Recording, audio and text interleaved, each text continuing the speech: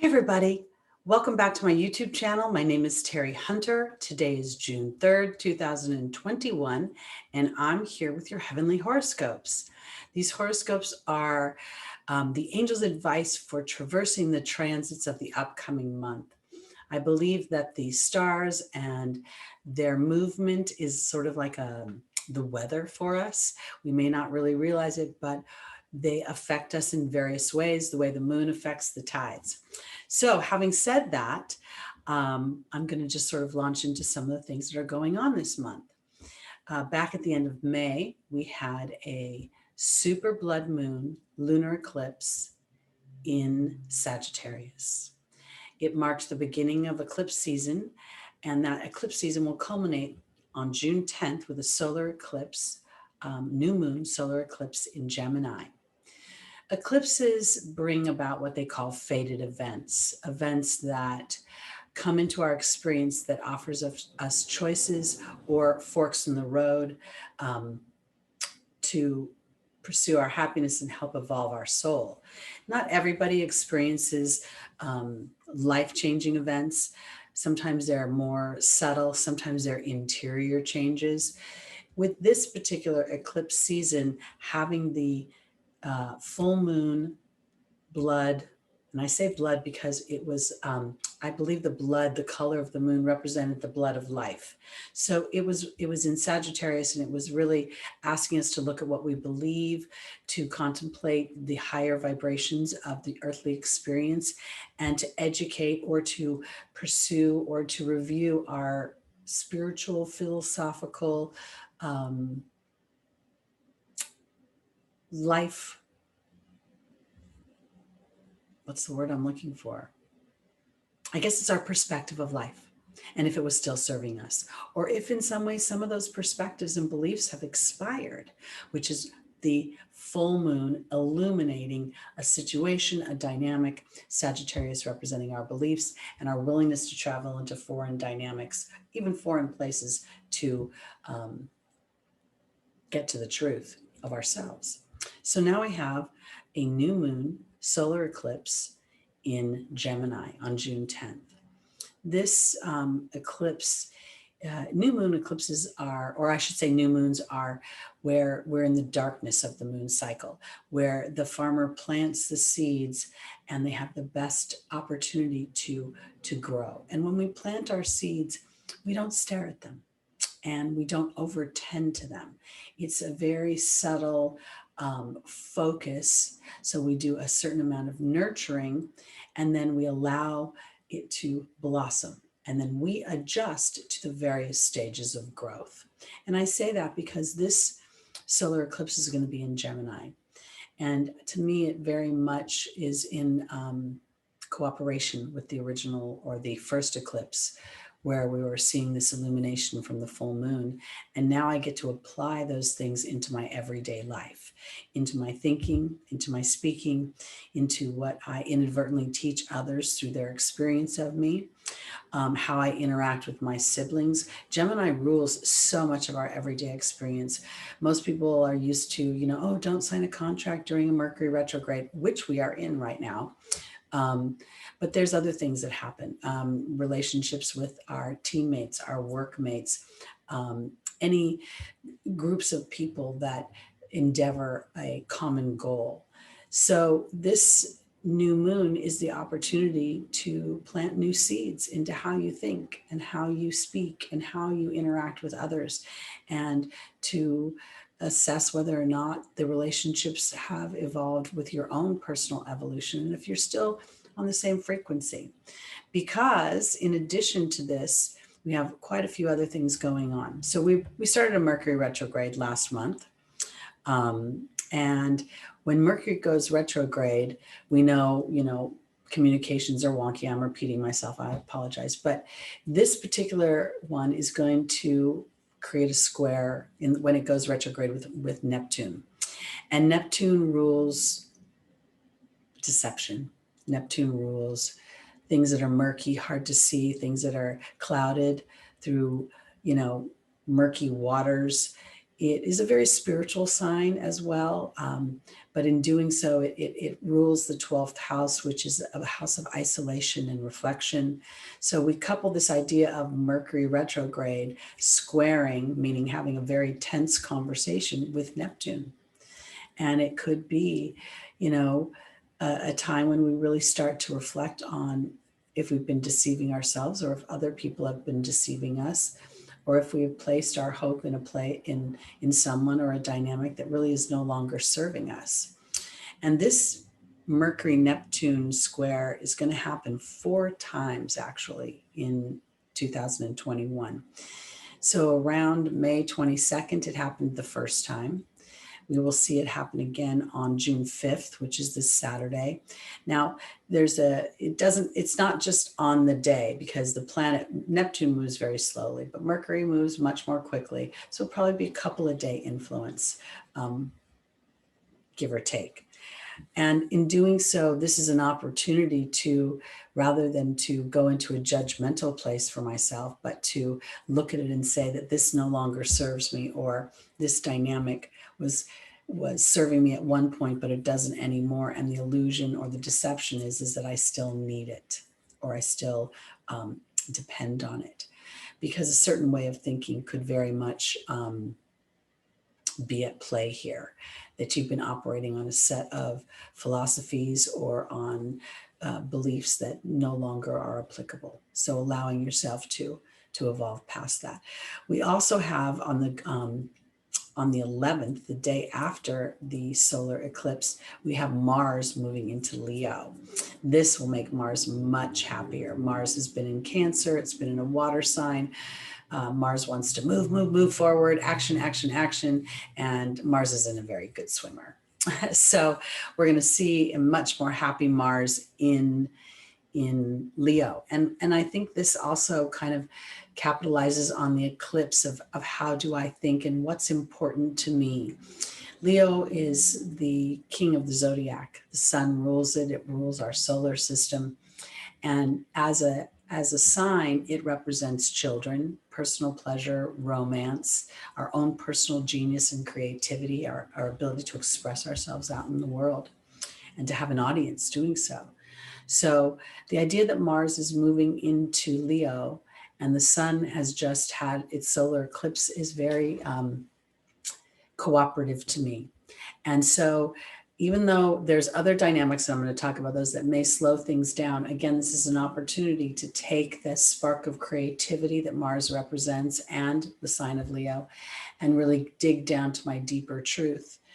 Because a few days later, we're going to have an exact square between Saturn and Uranus. Saturn moves much more quickly than Uranus, but it still moves slowly. So this is the real theme of 2021, Saturn representing the old, the structure, government. It can represent the father figure in your life. It rules the 10th house of Capricorn, as well as co-rules Aquarius. And it will be squaring Uranus in Taurus. Taurus is a sign of, I want to say dependability, but it's kind of an endurance. It really enjoys things I can depend on and things that I know. It represents my history, my family values, represents my possessions. It's ruled by Venus. This square and Saturn being retrograde, which is why it's such a big deal this year, because it's going to happen 3 times. It's going to give us an opportunity to look at old structures and to see where they, again, are no longer applicable or no longer serving the bigger dynamic, the bigger picture of what we want to experience on this planet. So Uranus being a liberating sign, being the sign that rules rebellion, it rules revolution. We may see on a world stage some structures we've depended upon break down and be reinvented. But overall, I think this is going to come to us at a personal level, where we start to think about dynamics, ways of being, ways that we've been taught to think that may no longer serve us. It's kind of like this. I'm an Aries rising, and oftentimes people have said, you know, I'm very assertive. Sometimes when I was younger, they would say I was hostile. I have had to rewrite that story. The old story is, yeah, at one point in my life, I was pissed off and acted pissed off a lot more than I didn't. But now I'm not. So I know when and how to use my anger or my frustration a little bit more effectively. And that's what I think is going to continue to be asked of each and every one of us throughout 2021. We also have Jupiter going retrograde. It just moved into Pisces. It poked its nose in Pisces, which it co-rules with Neptune.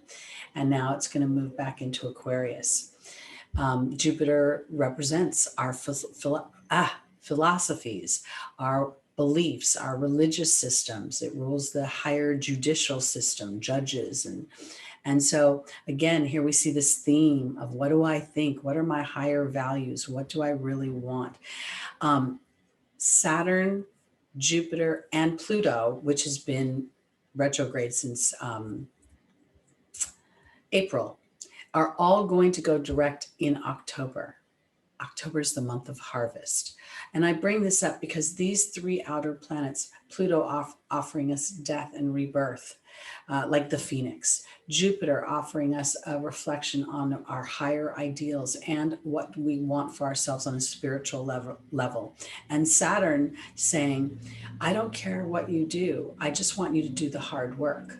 I want you to be diligent and to be dependable and to poke through and push through any pain to achieve your goal. Saturn is called a malefic, which is not exactly the most happy word. I believe that it's been misrepresented. I believe it feels malefic because it is so relentless in asking us to be disciplined.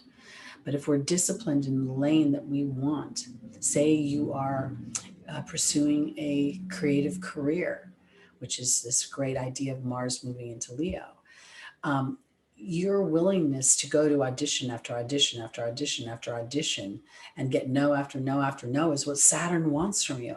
Because when you get that yes, you're going to celebrate it and it's going to be solid because that's what Saturn will give you. So here we have this 6 month from basically, well, April, I say because of Pluto, but over these next 4 months or so with Saturn and Jupiter joining the retrograde party, and Neptune is retrograde, I believe, as well. Oh no, Neptune will go retrograde at the end of the month. Sorry, I'll get there in a second. These are all opportunities to review, to relax, to reevaluate, to reassess all the dynamics and our own participations in our co-creation. Mercury will go direct on the 22nd. Again, here's this powerful number, 22, of cooperation. I've been seeing it a lot lately, and I think it's of cooperation with ourselves in many ways. As we give life to our higher ideals and start to implement them in our lives, we walk around as happier people. And then our vibration sets that out, the tone out into the world. We will be on the 24th having another super full moon. That's 2 in a row. Watch the tides. If you're near water, you'll see the tides will be louder. This is the same things happening in our spiritual and emotional bodies. This will be in Capricorn.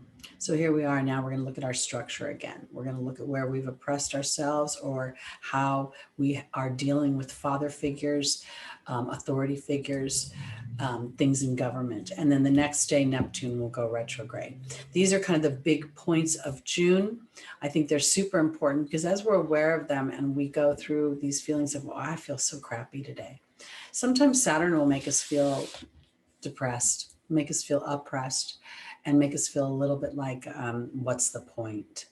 But Jupiter is here asking us to remember our higher ideals and to evolve to them. So that's why I enjoy astrology so much. I really believe when the stars and the heavens were made, they were there to help guide us. And they are clues as to how to follow sources and inspirations. That's what I want to say. So let's go into our readings for the month of June. I'll start with Aries and work my way towards Pisces. I do a 4-card spread. I use 2 different decks. The first position will represent the foundation of the month. The second will represent the opportunity and or the obstacle. The third will represent the angel's advice for taking advantage of the opportunity or getting around the obstacle. And the final position will represent the potential outcome for the month. Our first angel for Aries is Archangel Uriel. The second is Bridget. The third is Teresa. And the final is Opal.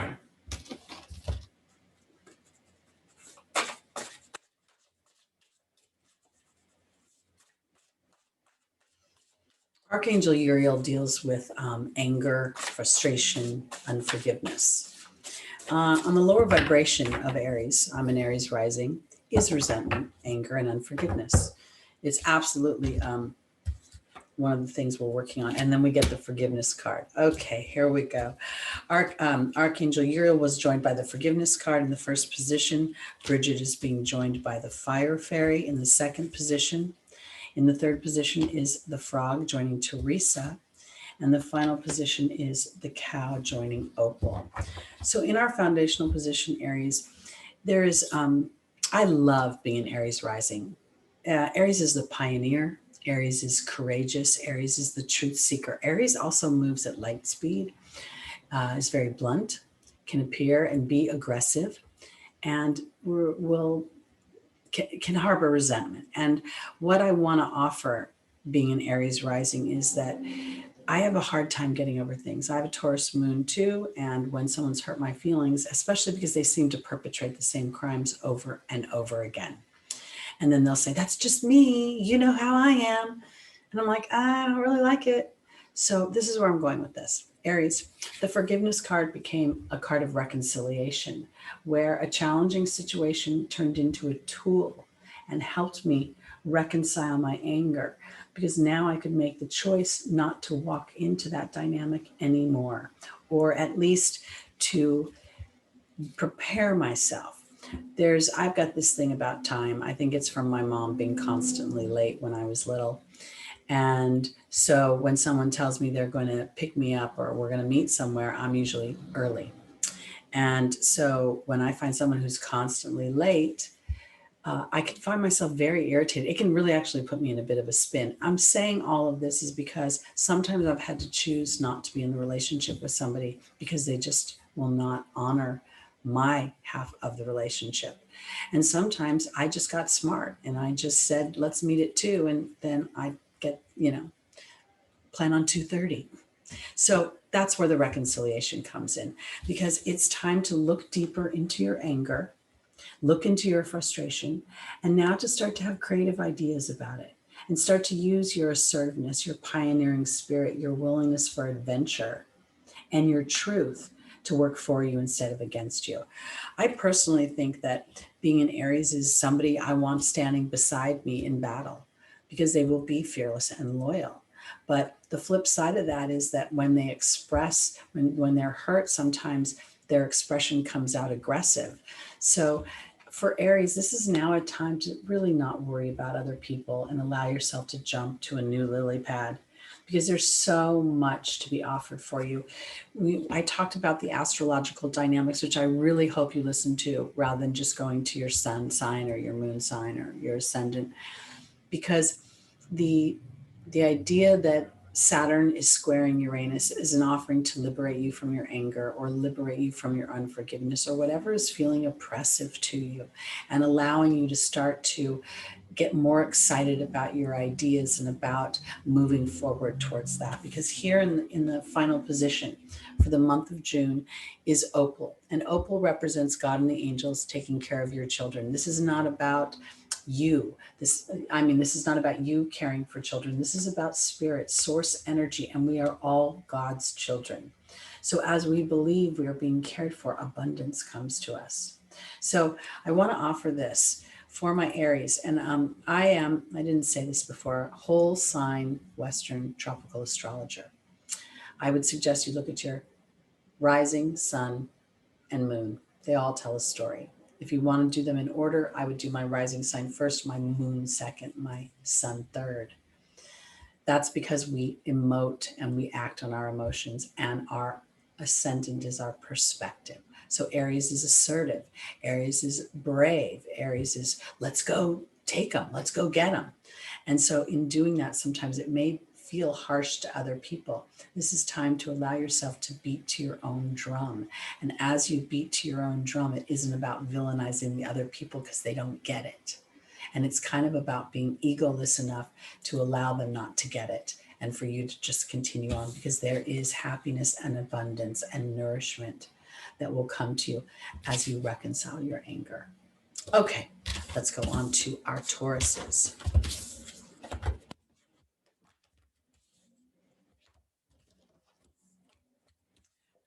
Sometimes when I record for my show here at my YouTube show, I forget that you guys don't watch me as I do. I participate on another channel, and on the other channel, they're used to my routine. So I forgot to mention the tropical Western astrologer whole sign. All right, here we go. Taurus, I'm going to say rising, moon, sun, and stelliums. If you don't know your rising or your moon, you'll know your sun. It's your birthday. And if you know the time and location, you can go to any free birth chart on the web and get that information. But you need your time of birth. All right, Taurus. Aurora is a first angel. The second is Daniel. The third is Isabella. And the final is Chantal. I should look and see what Venus was doing.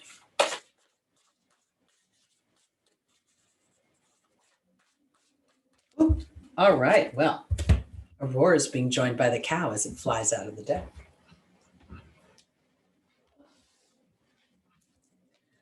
That's a fun energy. Pardon me while I strain to pick it up off the floor.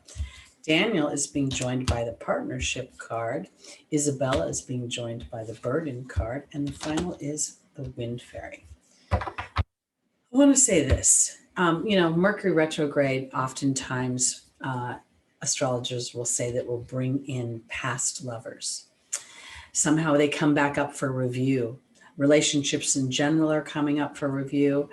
We have a lot of challenging dynamics with Mercury squaring Neptune and Mercury being retrograde. So you may learn information about an ex-lover. But I want to offer this because this is actually a very favorable spread. Aurora says you're flying high right now. Don't descend, because you will soon inspire others with your example. And there's the cow. This is about nourishment, abundance, asking and receiving. I think this is important for Taurus to keep their eye on the prize. We have Uranus in transiting Taurus. It's going to go retrograde one of these days. I think in July. I'm not quite sure because it's going to join the party. It might be retrograde now, actually. I didn't check that. I can't remember. It's been floating around my moon for the longest time. And Uranus offering liberations to Taurus is actually getting and feeling secure within your everyday life, feeling like things are starting to roll again. You're starting to meet with people again. And in doing so, it may spark up old relationships with friends or lovers, because we have in the opportunity or the obstacle, Daniel, the angel of marriage, and the partnership card. And Daniel, while he says he's assisting you in bringing a partner to you, it's also about your history in partnerships and your viewpoint in partnerships, and to be mindful of that viewpoint so that you don't carry an old vibration into a new situation. And for Taurus, that sometimes can be a little bit of a challenge. We tend to remember Taurus naturally rules the second house of history and family values, or the values you got from your family, which then turn into your self-worth, because Isabella is saying the timing is right for you to really review how you do partnerships and the partnerships that you've been in. Because I tend to think somebody or a situation, or you may find out information, you may hear, an ex is getting married or got engaged, something like that, because in the final position, I have Chantal, the angel of romance. And then I have the wind fairy. And I don't think this is about actual romance coming in as much as this is representing Mercury and Taurus reviewing how I do relationships. Because as you start to really step outside the box and decide to let the past be in the past, and I don't mean it in a negative way, because the past is as good as a rear view mirror when you're driving the car. You don't want to stare at it and try to move forward, but you do want to use it as a reference point, because as you're aware of your dynamic in partnerships, you have an opportunity, if you smell something familiar, to just pause. And rather than moving forward or backwards, allowing spirit to illuminate you or inspire you, because somehow something's going to come up. Either an actual person is going to come back up this month, or you're going to find out information about someone. And rather than being, and I want to say, because the Mercury squaring Neptune, it could be a challenging information, but if indeed it is, you have to go back and ask yourself if that relationship was going to work for you in the first place. And not get caught up in a story in your mind where you don't win, because spirit is telling you you're sitting in a place of power, and to stay, hold the line. All right, okay, let's go on to our Geminis.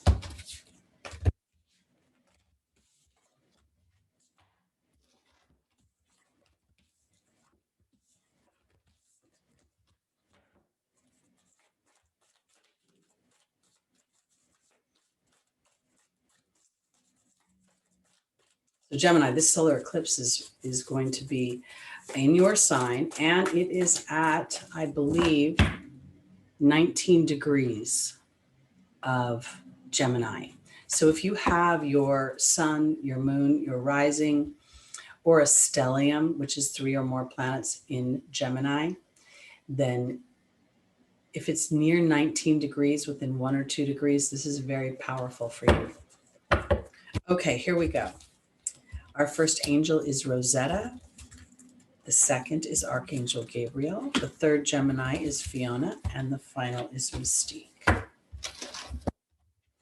New moons are about planting seeds. They're about new beginnings. And new beginnings oftentimes bring the culmination of something, which we saw at the lunar eclipse at the end of May.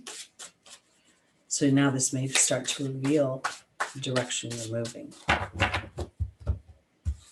Rosetta is being joined by the goblin. Archangel Gabriel is being joined by the king. Fiona is being joined by the Baird. And Mystique is being joined by the wealth card. Okay, so Gemini. When I see Rosetta and I see the goblin, there's a couple things I see. Gemini naturally rules the third house of children and school-age children and siblings. I should say this, school-age children versus children, because Leo rules children in general, but school-age children are ruled by the third house. And here I feel like this could be your inner child, and that you have, in many ways, I want to offer it this way. Being a thinking sign, you may have inadvertently edged God or source energy out. And in doing so, you've become a little too adult or a little too grown up, and you haven't really been listening to the inner child that believes in magic, believes that dreams come true, believes that there's the happiest place on earth. Because in the opportunity or the obstacle is Archangel Gabriel, and she talks about turning over your insecurities. And when I came here and I saw the king, I felt like it was not necessarily representing a man for Gemini, but for things that you think should be just and fair and should have come into your life, experiences, dynamics. They could be job opportunities. It could be your love life. It feels overall about the things that make you happy.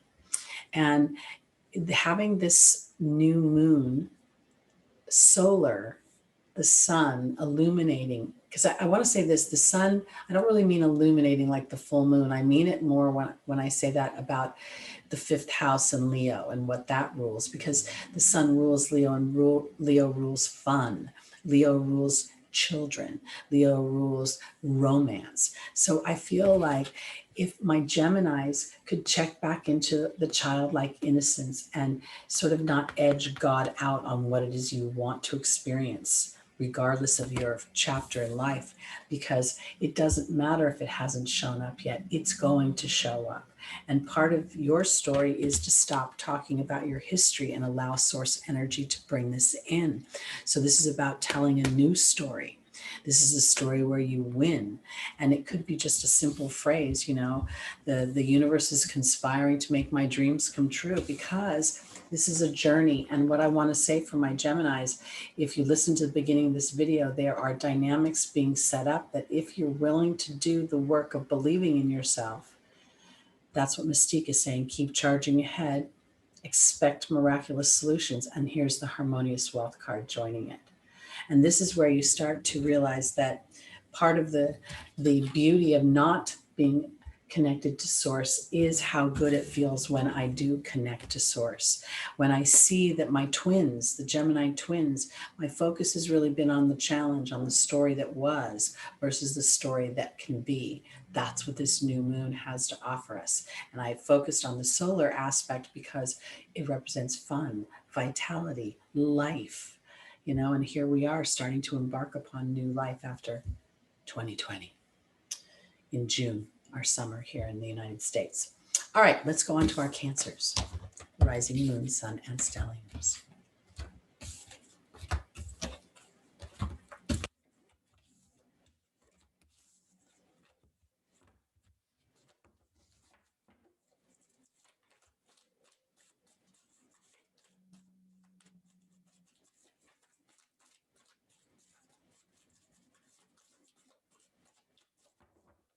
All right, our first angel for my Cancers is Caressa.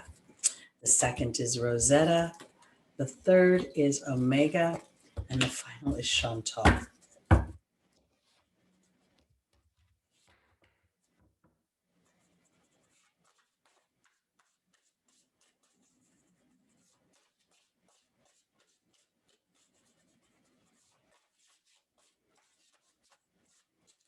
All right, let's see what's going on. Caressa is being joined by the butterfly.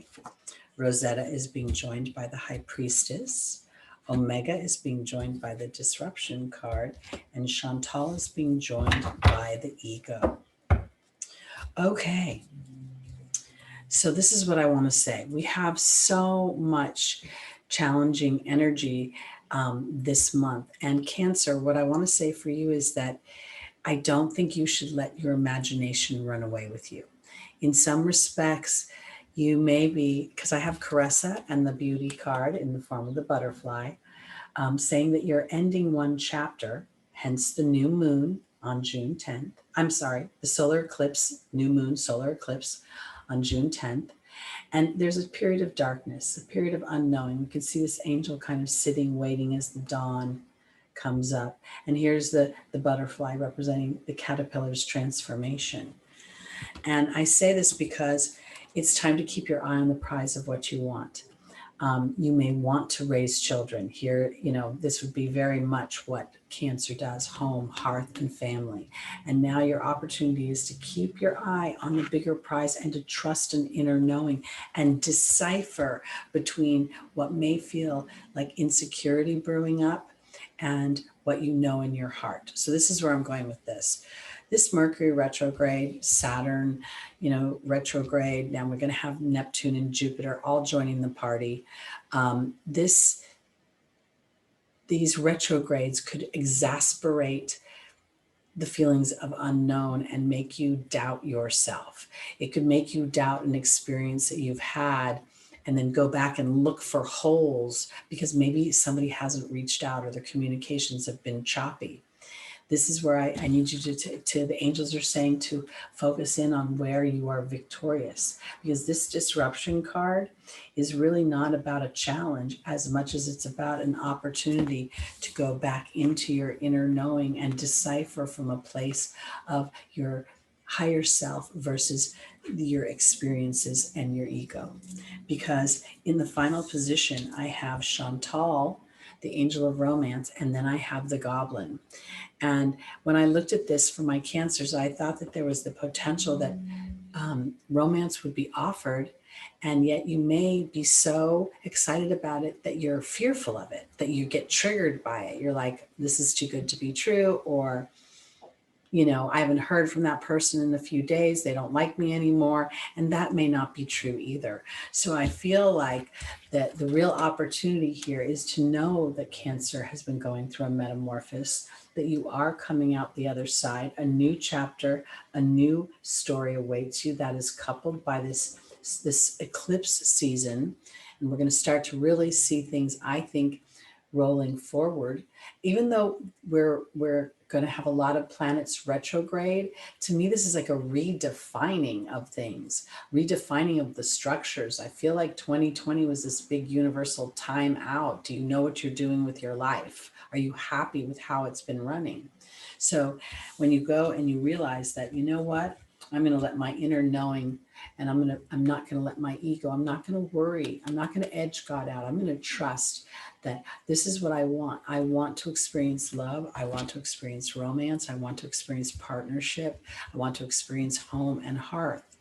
And so rather than living in slight fear of it, I'm going to believe in the experiences that I've had and trust my inner knowing. Because, you know, we're co-creating with others. So I'm not concerned that this Goblin card is negative as much as it could be, you know, Cancer feeling like it's too good to be true, and your ego saying, yeah, you sure that person likes you? Are you sure this is really good? You sure? Don't go there. Just say yes, ego. Love you. I understand why you're nervous, because you're excited. That's usually how it happens. All right, let's go on to our Leos.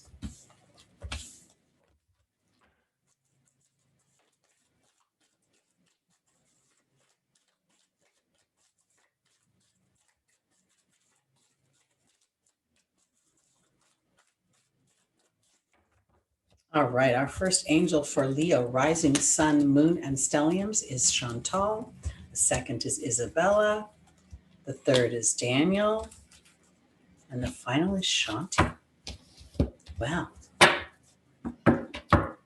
People, they say they can't fall in love during a Mercury retrograde. Well, sometimes maybe you realize you were wrong. Or you realize you were, or someone else realizes they were showing up in a way that they didn't serve them. All right, Leo. Joining Chantal is the cow. Joining Isabella is the birth and the rebirth card. Joining Daniel is the movement card. And joining Shanti is the hawk.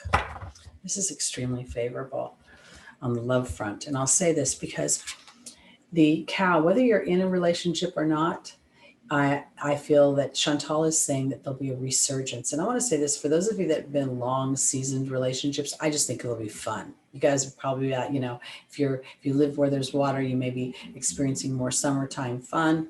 You may be just feeling more thriving.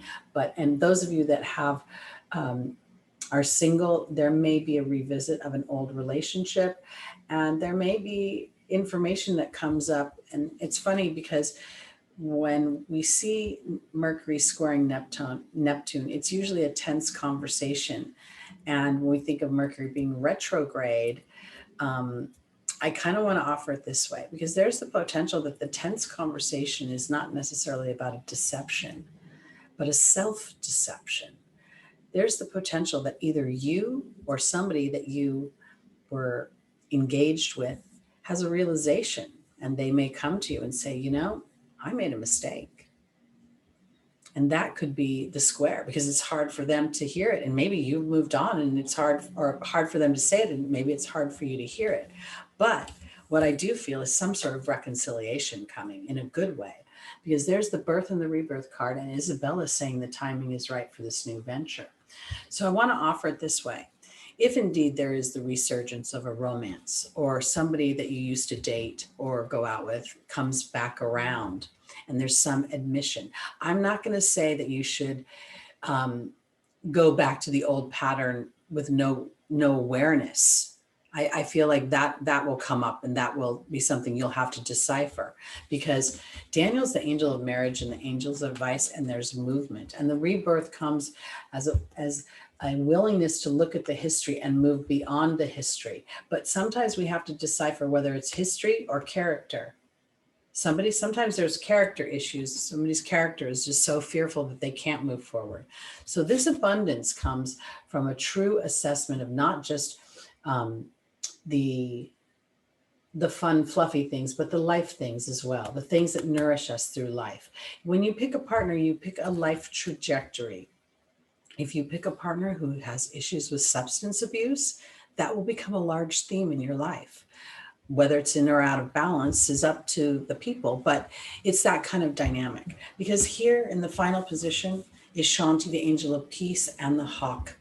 And what I do think as I go and I'm reading this romance for Leo and thinking Leo rules romance, rules fun, I'm thinking that you want romance and fun and peace and not any more drama and not any more of the old stories, that you really are ready to rebirth and you don't want to have to roar all the time.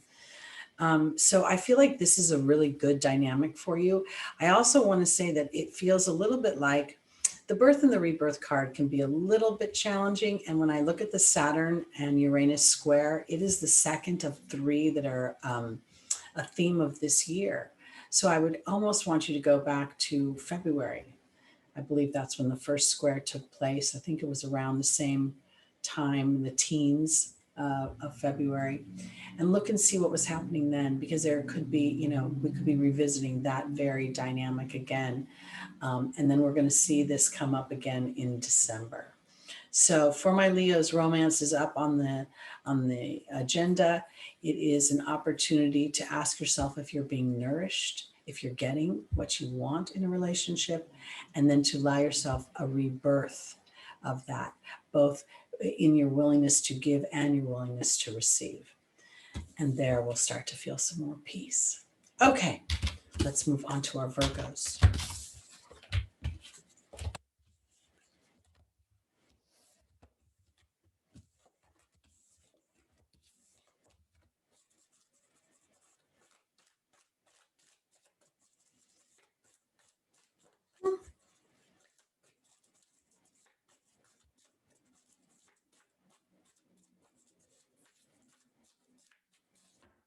All right, Virgo.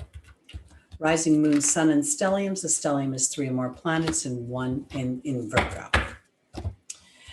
It's also in one house, but I'm going to say Virgo for this broadcast.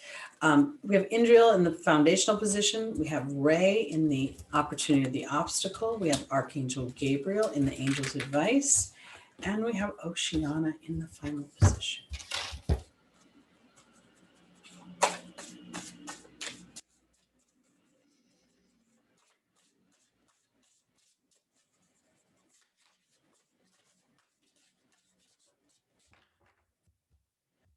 Indriel is being joined by the focus card. Ray is being joined by the communications card. Archangel Gabriel is being joined by the risk card, and Oceana is being joined by the wasp.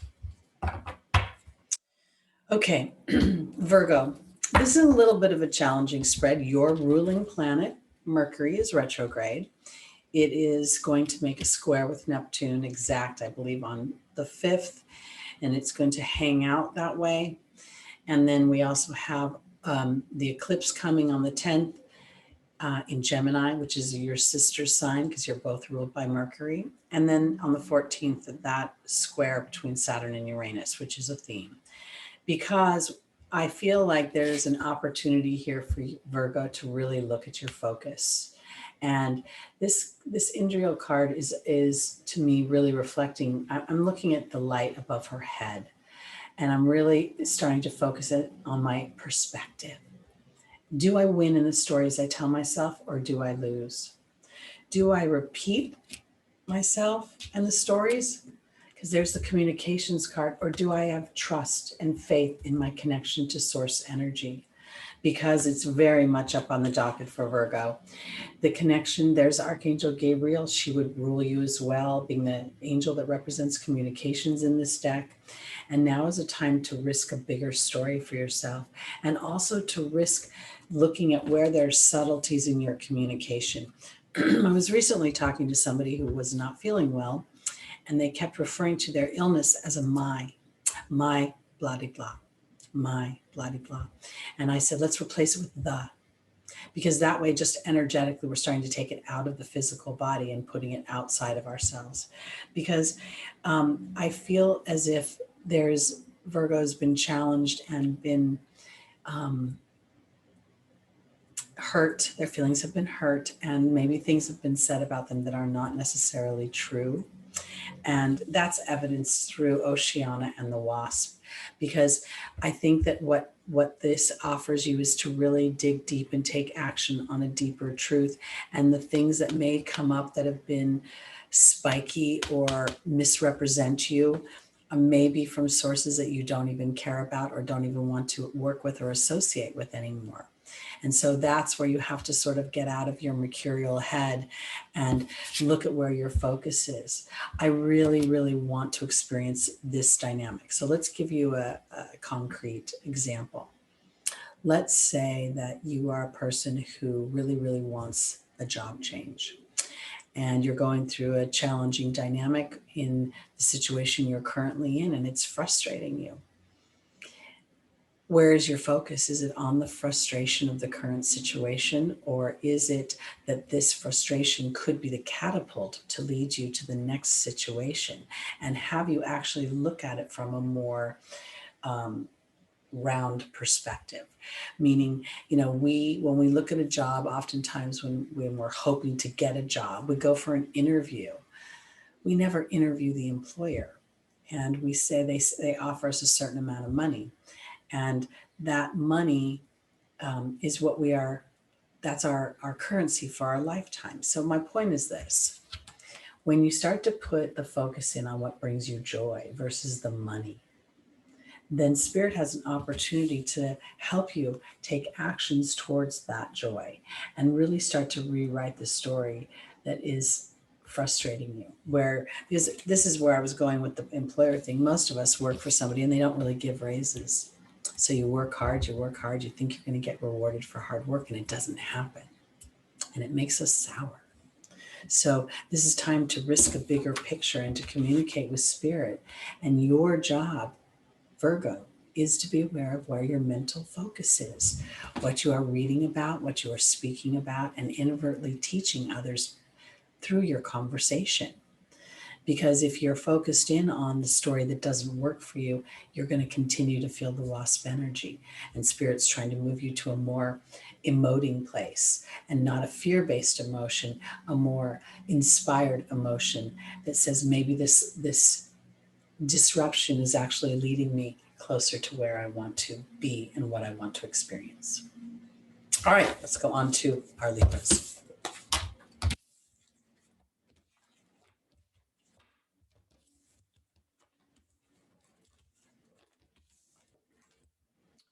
Sip of my tea.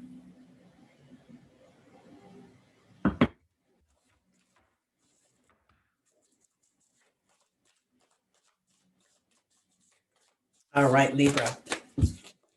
While this may not seem relevant, I'm going to bring it up because I am a Libra sun. And in October, the three outer planets are going to go direct. They'll be retrograde all summer long, and that will be Jupiter, Pluto, and Saturn. So between now and harvest time of your birthday, I think it's very important for you to allow yourself to dig deep, Pluto, expand who and what you want to be in your way of thinking about yourself, and to do the hard work of continuing that, because Saturn is involved, and Saturn has the potential for great reward, but great work is involved. And that work is not about arduousness sometimes. It sometimes is the work of ease. People are used to, I need to do this, I need to do that. And sometimes it's recognizing when we've done enough work, and now we have to allow the components to align before we take our next inspired action. Saturn is exalted in Libra, which means it's in its highest vibration. That's just a side note. It's not in Libra right now. It's actually in Aquarius, but it's a sister air sign. It's also the co-ruler of Aquarius. So actually that's very favorable, because again, Aquarius is this, or I shouldn't say again, but Aquarius is forward-thinking, innovative.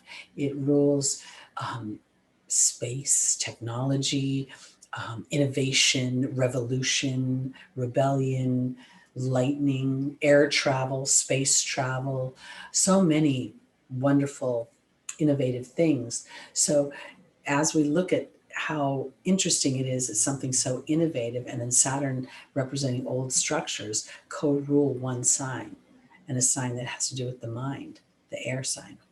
It's because Saturn really does not dictate the structure. It dictates how we show up within the structure. So when we show up in a lane that doesn't serve us, it feels oppressive. It feels depressing.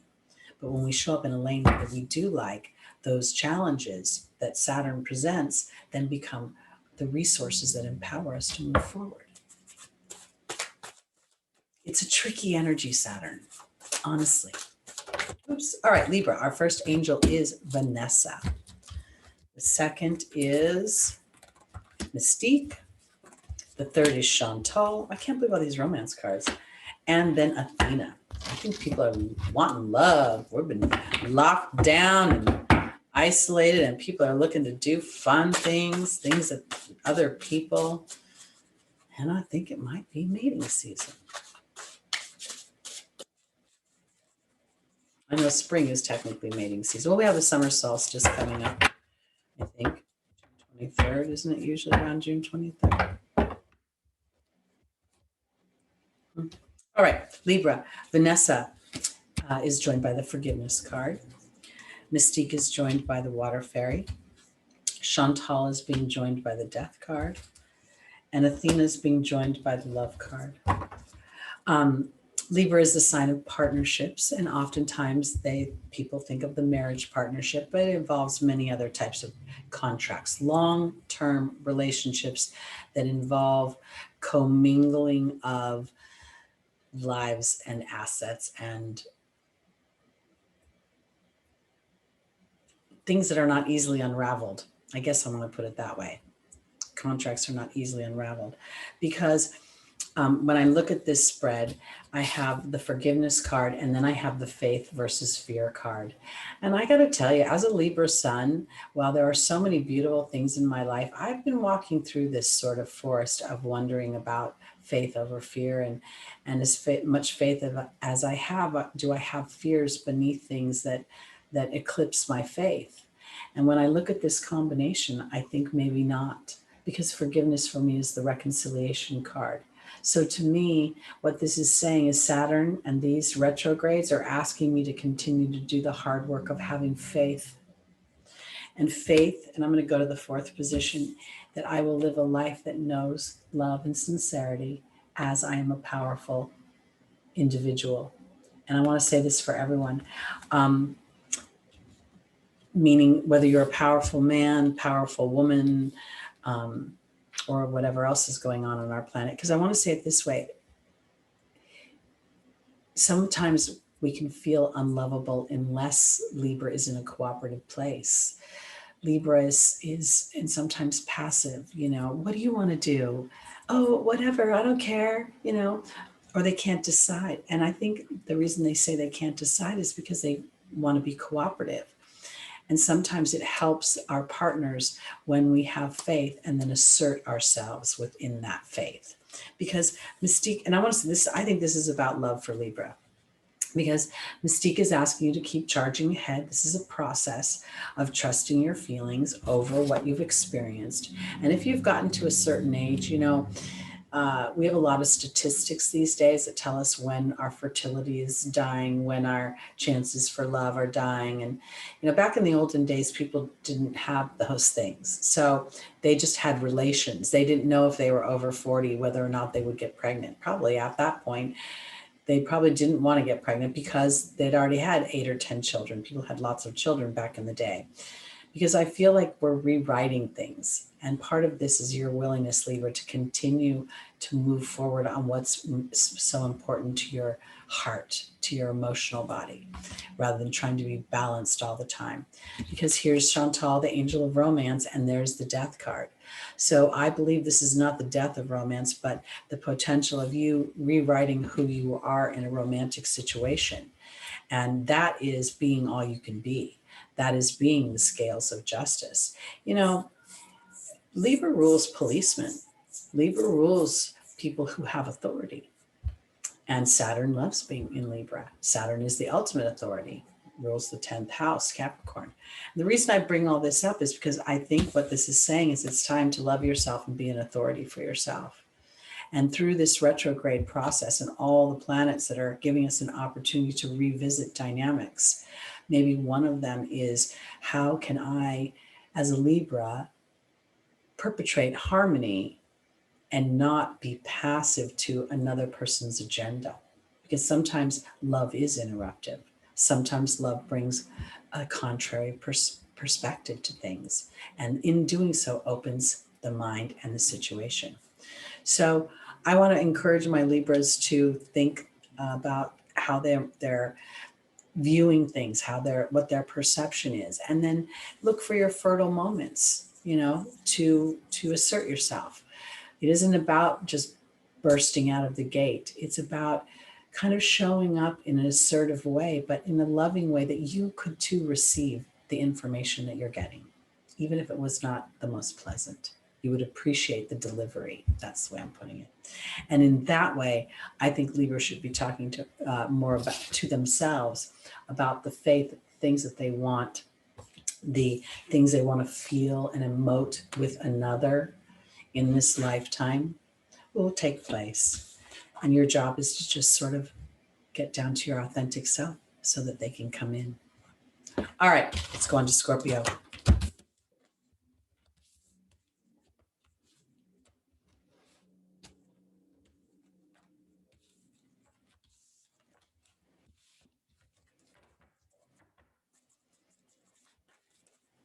All right, Scorpio, rising moon, sun, and stelliums. If you don't know what a stellium is, it is 3 or more planets in one sign or house. Scorpio, our first angel is Archangel Michael. The second is Oceana. The third is Shanti. And the final is Seraphina. I didn't mention this, and I meant to write it down. This is why I try to take notes. And I don't have the dates, but this week and next week, there's going to be an opposition between Mars. It must be before Mars moves into Leo. So I'm going to say it's next week. There's going to be a dynamic between your ruling planets, Mars and Pluto, in an opposition, and it could feel extremely tense. Extremely tense.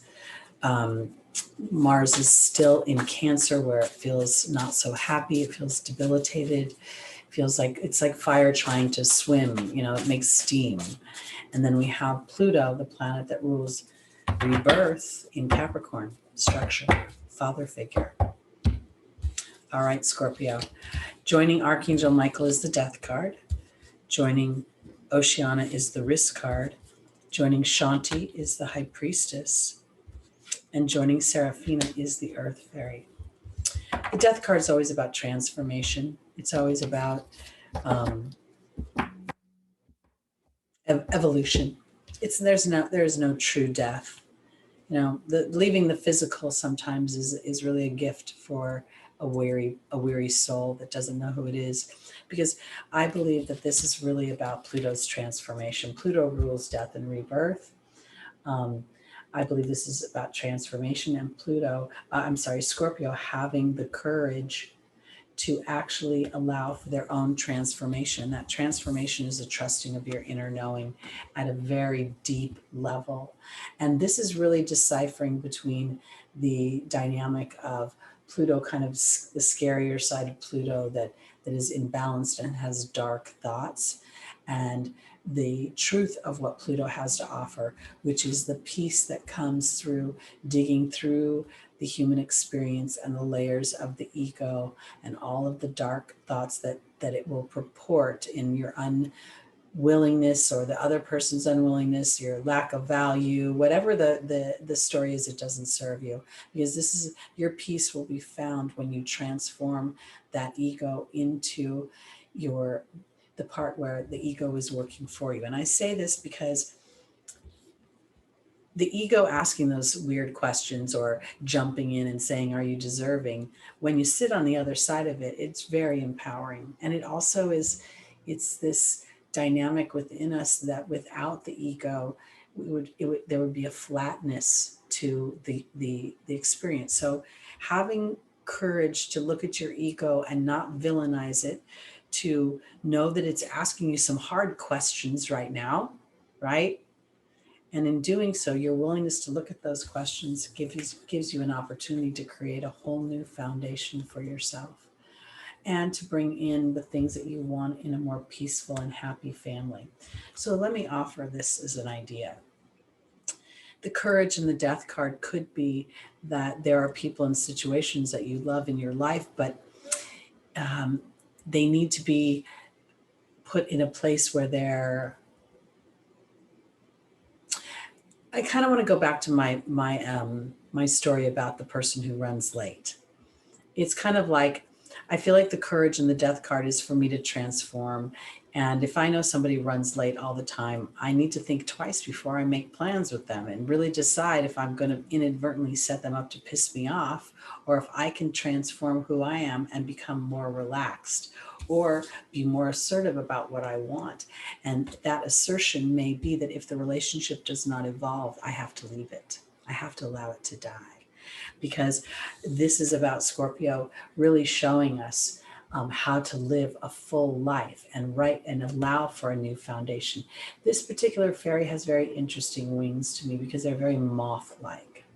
And the moth goes through a very similar, if not almost exactly the same, transformation as the butterfly.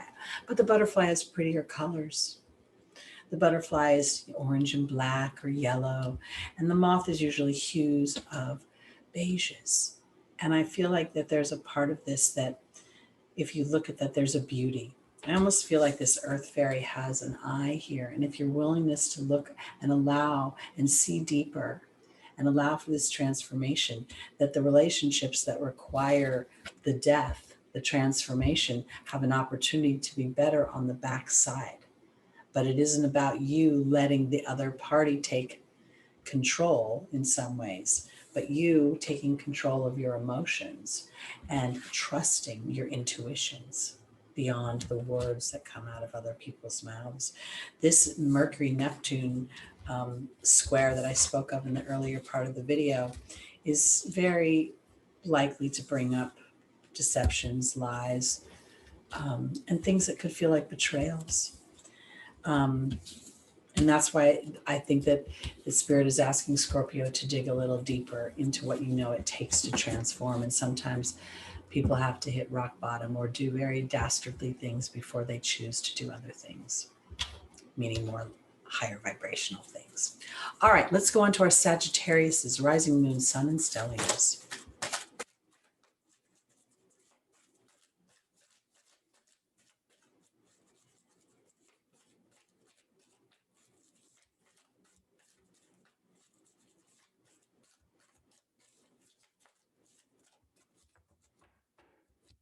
All right, Sagittarius. Our first angel is Athena. The second is Bridget. The third is Rosetta. And the final is Oprah.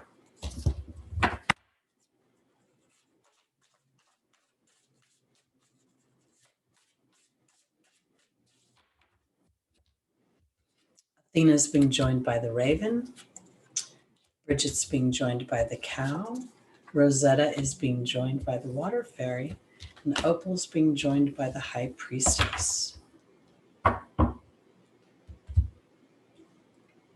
Sagittarius is ruled by Jupiter, and Jupiter rules higher knowledge, education, judges, religion, foreign places, foreign people, foreign concepts, foreign travel.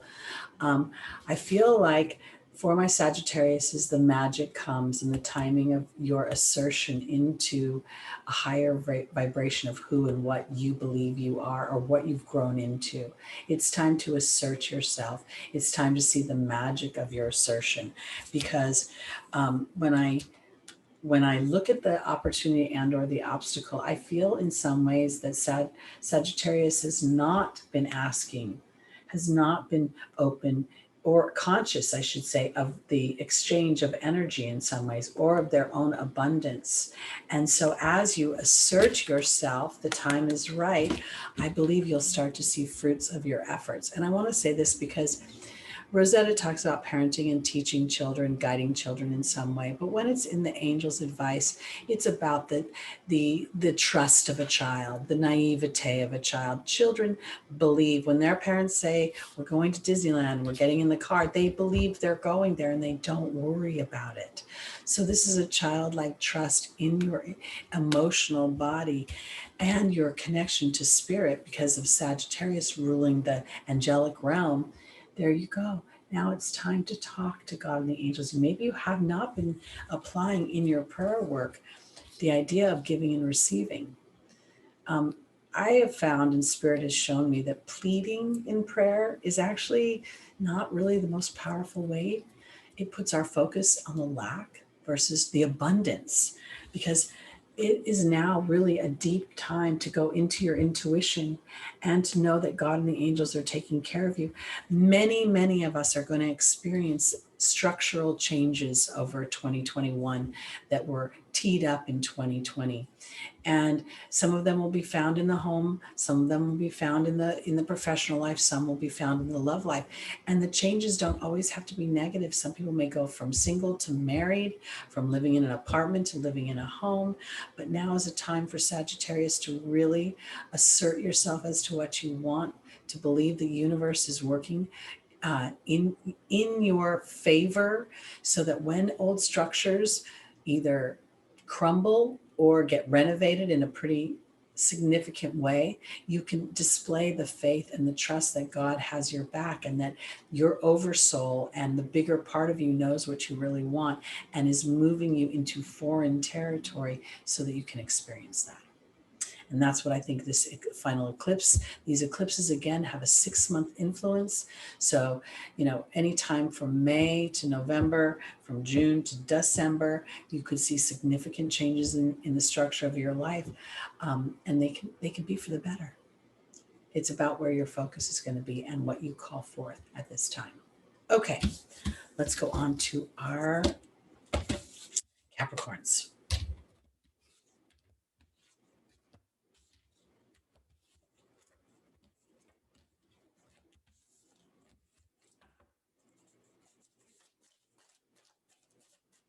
Capricorn, rising, moon, sun, and stelliums.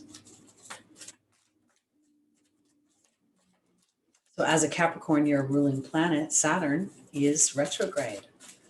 And this is really a wonderful opportunity for review. And we're going to look and see what the topic for review is. Crystal says, have faith and hope. There's more on the horizon that you can't see. Layla's asking you to spend time and Ray connecting with spirit and source energy. And Yvonne is going to ask you to be slightly vulnerable. Anytime we want something, there's a vulnerability element to it. And the more we want it, the more vulnerable we become to it, and the more we become acutely aware of the lack of it. Capricorn. Crystal is being joined by the risk card. Layla is being joined by the partnership card. Ray is being joined by Merlin, and Yvonne is being joined by the perception card. Crystal is about faith and hope. It's about having a vision of something that you cannot touch, taste, or feel right now. And this is where I believe Capricorn has been transforming for 2 years now, as Saturn was going through Capricorn, and now it is in Aquarius.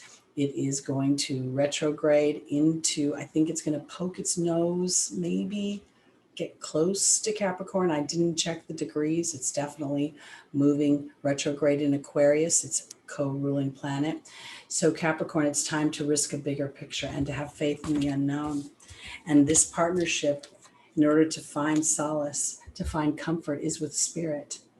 It is really starting to find a connection to your team and to look deeper into what if in any way you're purporting behaviors or you're working towards something that isn't serving your highest good, it's time to start. And when I say serving your highest good, that's your happiness.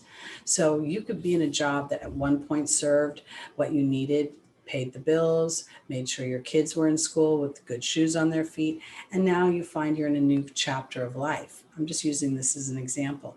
It's time to come into partnership during this new chapter and to give life and magic, as Merlin represents, to this connection.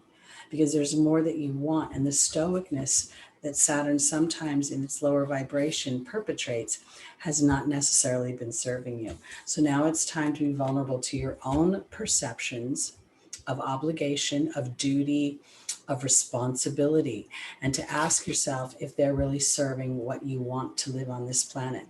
Because while I believe that we live multiple lives, I only know for sure right now that I'm living this one. And if I am indeed teeing up my next one, I want to make sure I tee it up well. So allowing your ruling planet Saturn, as it goes into this square dynamic with Uranus, allowing it to liberate you from old structures, old thought forms, old behavioral patterns that have actually been focused outside for other people's approval and haven't served your happiness at all. And it's going to be a little bit of an uncomfortable ride. I'm not going to say it isn't, because you're used to doing things that don't feel comfortable. And I say that because that there's a certain security to wherever you have been, whatever you've been perpetrating.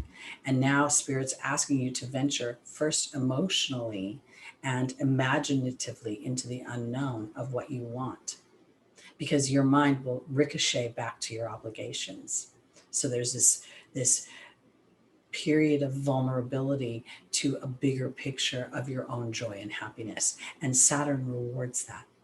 And by nature, Aquarius is what they, I believe, called an upachaya house, which is a house that gives rewards after hard work. It's a house that as you mature in life becomes more fruitful. And I know we're talking about Capricorn, but Capricorn's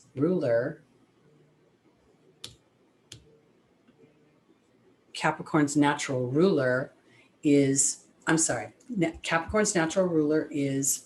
Saturn, but it also is the ancient ruler of Aquarius. Somebody just called me and I'm sorry. Oh, I didn't see myself for a second.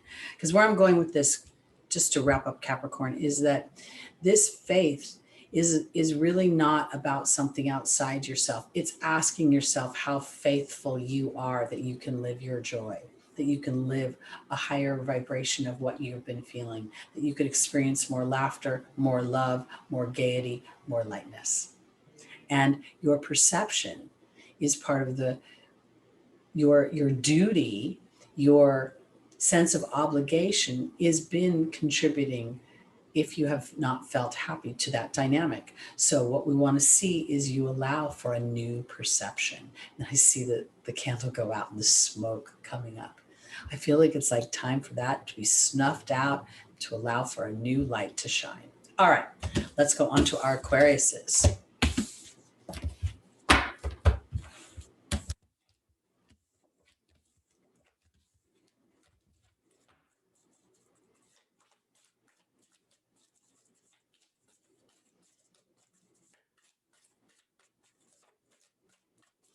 All right, Aquarius.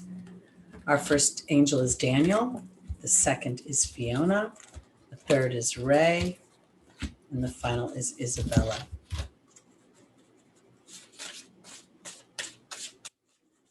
So Aquarius, your two ruling planets are having a very tense conversation, Saturn and Uranus. You're really ruling the year, your dynamic, in the way of this square is the dominant energy for 2021, a revamping of the old, aka Saturn, and revolution, innovation with Uranus. So when it comes to love, that's what we're going to look at in June, because Daniel represents marriage, and you've got the love card joining Daniel. Then we have Fiona and the partnership card. Then we have Ray and the protection card. And we have Isabella and the Lady of the Lake. This is the wonderful thing about Aquarius. Aquarius is just outside the box, doesn't do things like everybody else. And when I look at Daniel, the angel of marriage, and I see the love card, I think that this is really about for your Aquarius to really review how you do love and to really look at if you are giving yourself permission to be the innovator that you are in relationships, or if in some ways you have been trying to fit a stereotype of how relationships are supposed to look.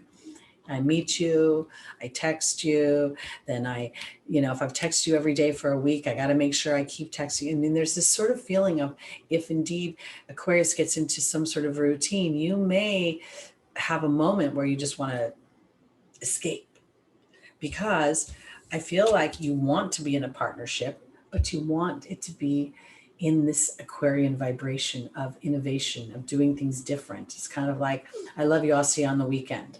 I love you, let's live like next door to each other. I love you, we don't even have to live in the same town.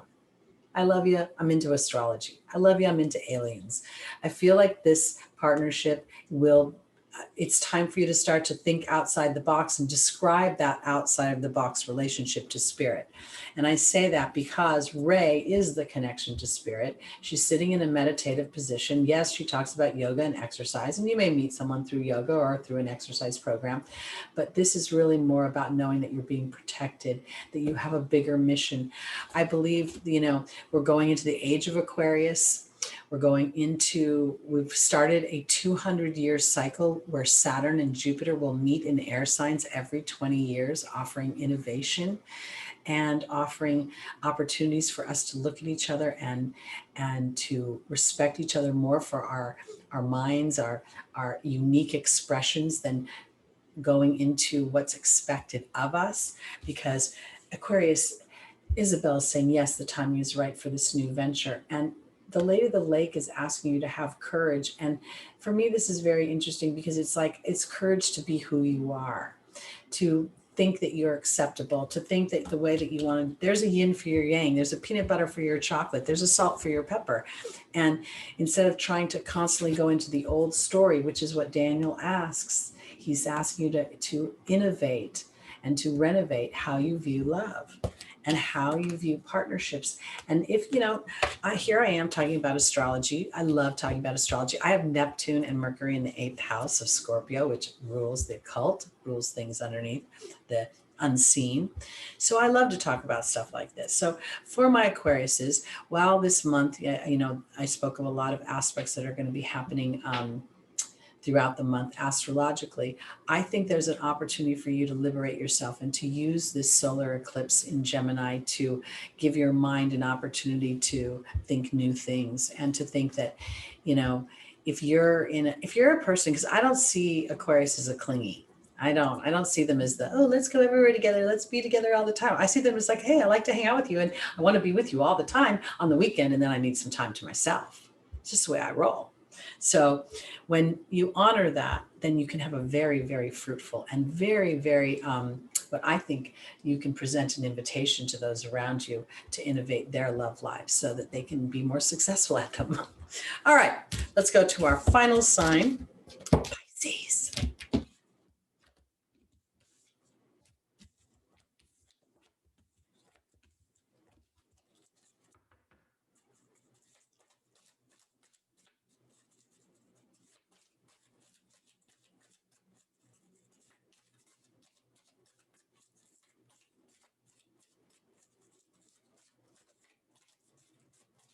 All right, Pisces, our first angel is Teresa. The second is Oceana. The third is Ray. And the final is Chantal. We're getting a lot of romance during all these retrogrades. I think it's really funny, because I think it makes perfect sense to me. I think a lot of people are wanting to get into relationships and where they felt independent before, or wanting to be independent. And I think people have also, evaluated on either a conscious or unconscious level what they want in relationships. And I think that's helped. So we have Teresa being joined by the Dragon, Pisces. We have the Death card joining Oceana.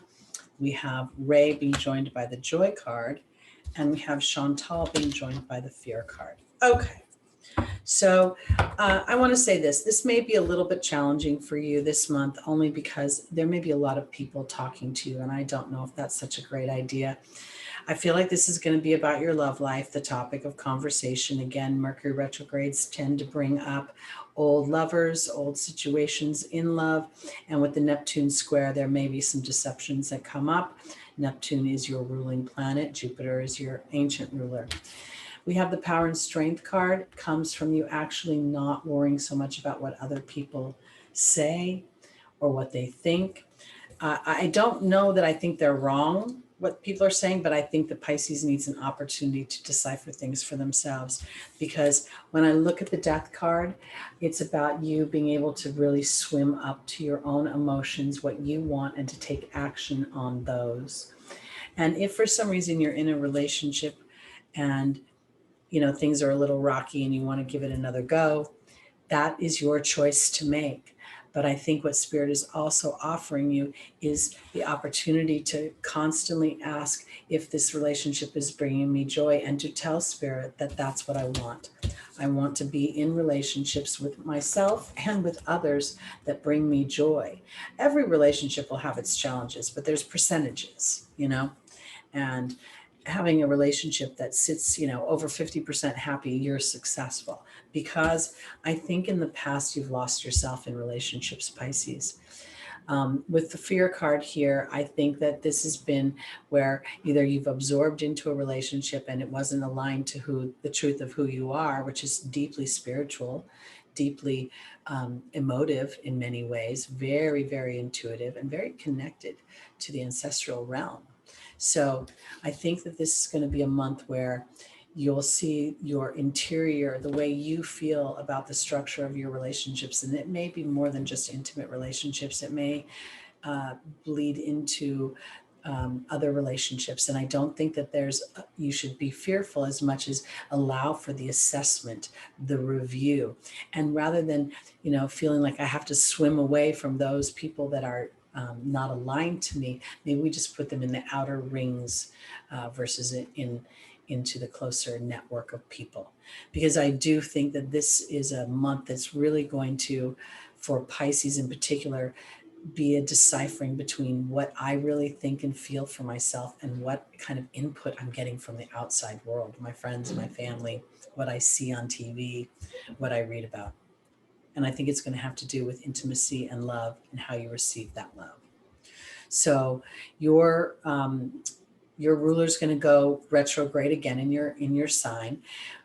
Jupiter's going to dip her toe or his toe out of your sign and go into Aquarius for a minute and then be back. But I do think that when Jupiter and Neptune come together in Pisces, we'll see all the hard work you've been doing now come into fruition. So if you're willing to do the hard work of looking through the murky waters, because the only way you'll see them won't be through your eyes, it'll be through your heart. And then rather than taking action from a fear-based place, let Spirit inspire you into the next action or the next thought. Okay, that's it for me for the month of June 2021. I am Teri Hunter. I was here with your Heavenly Horoscopes. If you'd like to get a reading with me, the information is in the description below.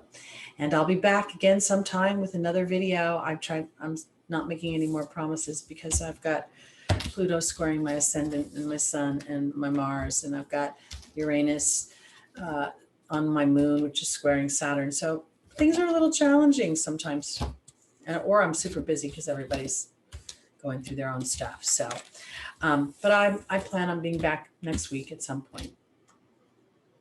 All right, guys, see you later.